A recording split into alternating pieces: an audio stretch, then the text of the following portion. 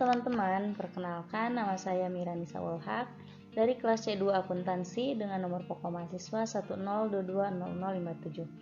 Di sini saya akan membahas materi pemahaman saya mengenai mata kuliah Pendidikan Agama 4, yaitu tentang Syahadatain dari pertemuan 1 sampai dengan pertemuan 6. Selamat menyaksikan.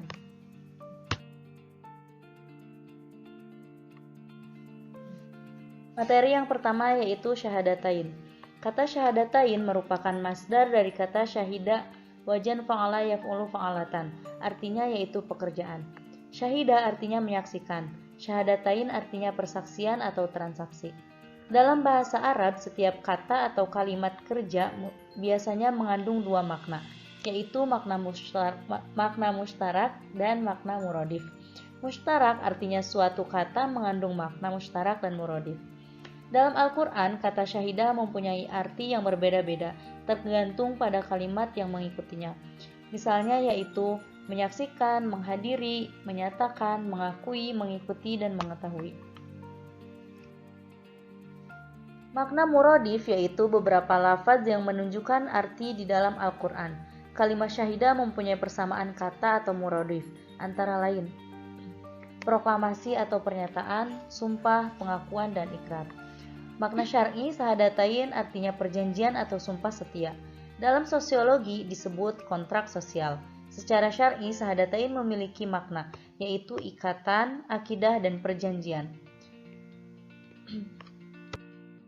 Kemudian materi yang kedua yaitu kedudukan syahadatain dalam syariat Islam. Syahadatain adalah syariat Islam yang wajib dilaksanakan. Syariat adalah suatu amal yang harus dikerjakan atau disebut juga amal jarawih. Syahadatain mempunyai kedudukan yang sangat penting karena merupakan pintu gerbang masuk ke dalam Islam. Adapun kedudukan syahadatain dalam Islam yaitu: yang pertama, rukun pertama dalam Islam.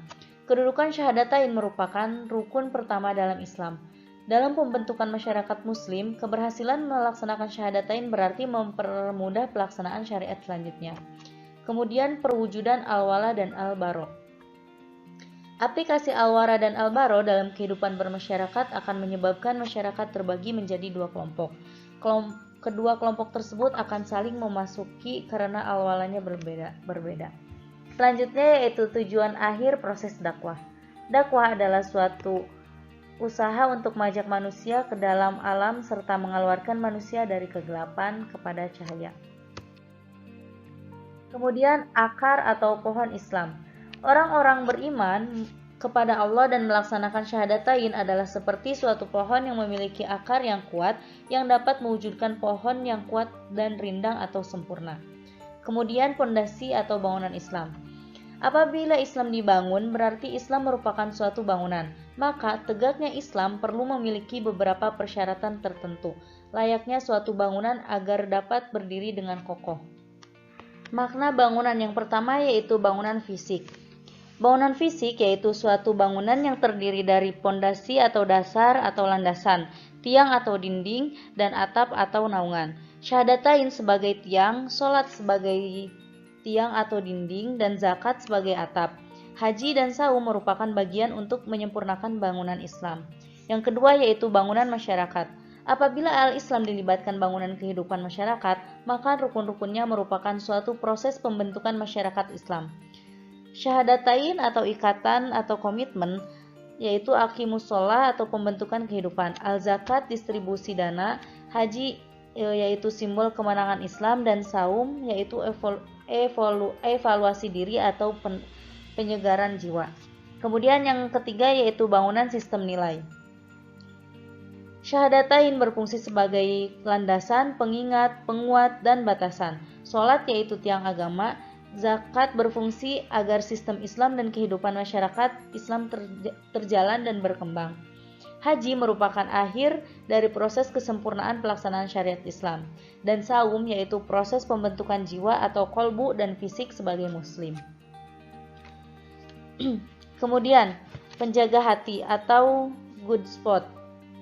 Penjaga hati adalah suara hati atau fitrah yang ada di dalam jiwa manusia agar kefitrahan itu terpelihara. Maka Allah memerintahkan kepada manusia memelihara hubungan dengan Allah Subhanahu wa taala. dengan cara yang pertama bertauhid rububiyah dan yang kedua yaitu bertauhid mulkiyah. Kemudian, syahadatain dalam proses kehidupan manusia. Setelah manusia hidup di alam dunia, yaitu bersatunya ruh dan jasad, manusia dituntut untuk melaksanakan syariat syahadatain. Tahapan kehidupan manusia. Yang pertama yaitu kematian pertama.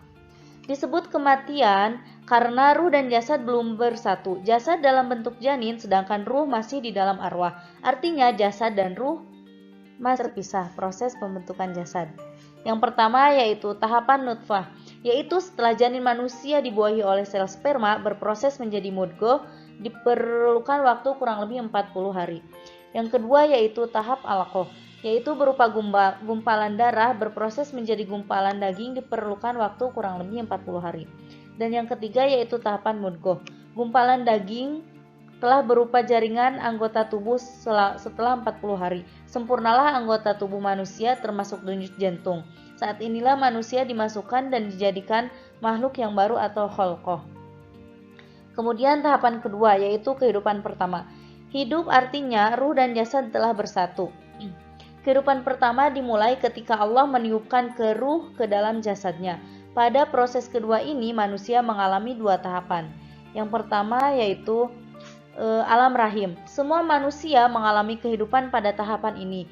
Namun tidak seorang pun yang dapat merasakannya karena yang berfungsi saat itu adalah hanya denyut jantung. Tahapan kedua yaitu alam dunia. Setelah lahir ke muka bumi, manusia tidak langsung menerima kewajiban dari Allah, tapi harus mengalami beberapa proses. Yang pertama yaitu masa balita, masa kanak-kanak, masa mumayyiz, dan masa pikun. Kemudian tahapan ketiga yaitu kematian kedua. Tahapan yang pasti dialami oleh setiap manusia, bahkan oleh setiap makhluk yang bernyawa. Pada tahap ini ruh dan jasad berpisah kembali. Jasad akan kembali ke tanah dan ruh akan kembali disimpan di suatu tempat yang disebut alam barzah. Sebelum mengalami tahapan kehidupan yang kedua, manusia akan mengalami beberapa tahapan. Yang pertama yaitu kehancuran alam semesta, kedua hari kebangkitan, ketiga hari perhitungan, keempat hari pembalasan. Kemudian sikap manusia tentang syahadatain, yaitu yang menerima seruan Rasul. Mereka adalah orang-orang yang beriman. Mereka menerima dan melaksanakan perintah Allah untuk masuk Islam.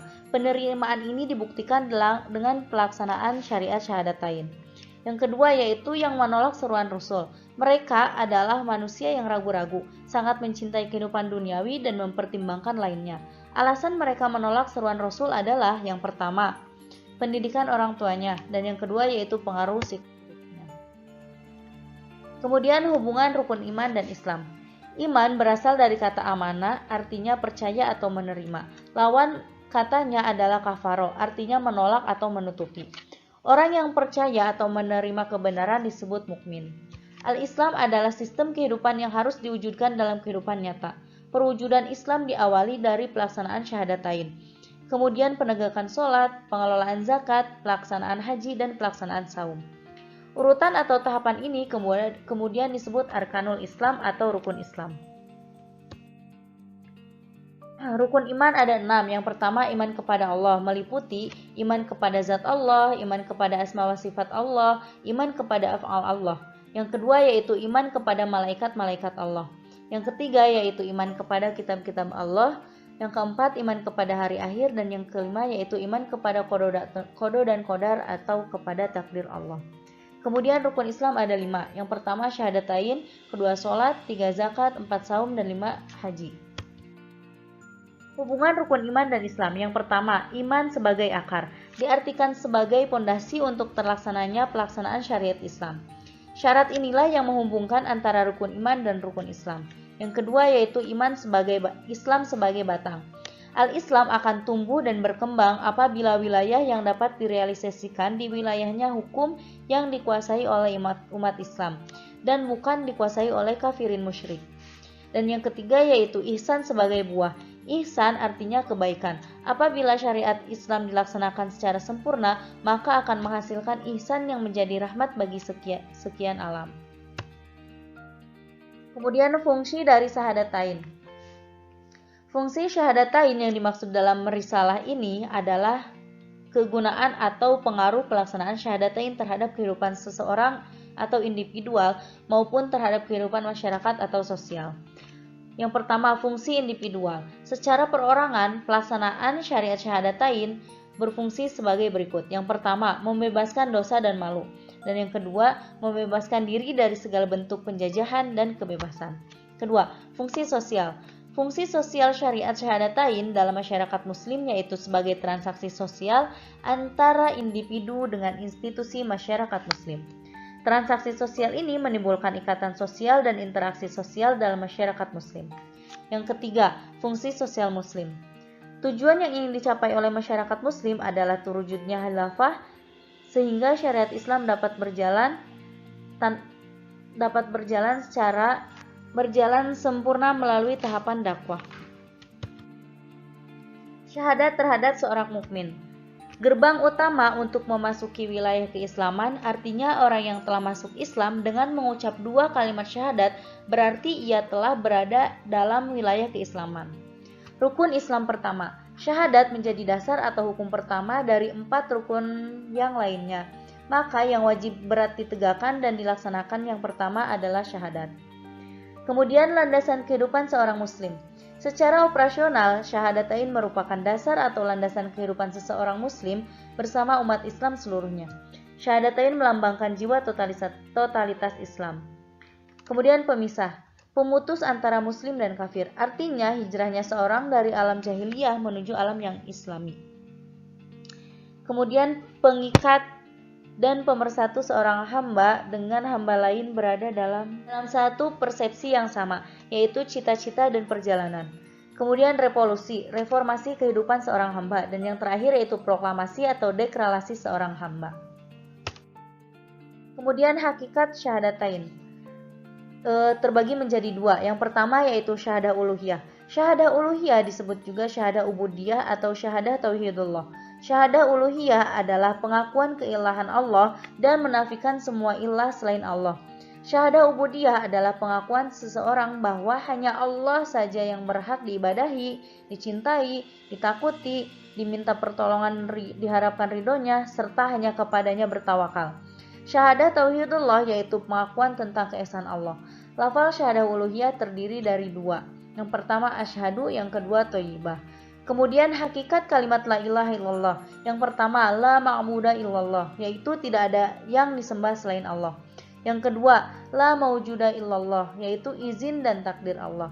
Yang ketiga la matluba illallah, yaitu perintah dan larangan Allah. Yang keempat la maksuda illallah, yaitu keridhaan Allah. Yang kelima la mula illallah, yaitu kekuasaan Allah. Yang keenam la hukuma illallah, yaitu hukum Allah. Yang ketujuh la maula illallah, yaitu tidak ada wali kecuali Allah. Dan yang terakhir yang kedelapan yaitu la huba illallah, yaitu tidak ada yang dicintai kecuali Allah. Yang kedua yaitu syahadah kerasulan. Syahadah kerasulan adalah pengakuan terhadap kerasulan Nabi Muhammad SAW. Syahadah mulkiyah adalah pengakuan Nabi Muhammad SAW sebagai utusan Allah. Syahadah ittiba adalah kesiapan dalam ketaatan kepada Allah dan Rasul-Nya. Syahadah ketaatan adalah kesiapan taat kepada Allah dan Rasul-Nya. Lafal syahadat mulkiyah. Yang pertama asyhadu, kedua kalimat kerasulan, yang ketiga tauhid mulkiyah yaitu pengakuan tentang kekuasaan atau kerajaan Allah. Yang keempat yaitu syirik mulkiyah yaitu pengakuan kepada selain Allah sebagai malik. Dan yang terakhir yang kelima yaitu kufur mulkiyah, yaitu menolak kerajaan Allah di muka bumi. Nah, mungkin itulah materi pemahaman saya mengenai mata kuliah pendidikan agama Islam yang keempat dari pertemuan 1 sampai dengan pertemuan 6. Semoga bermanfaat. Terima kasih. Wassalamualaikum warahmatullahi wabarakatuh.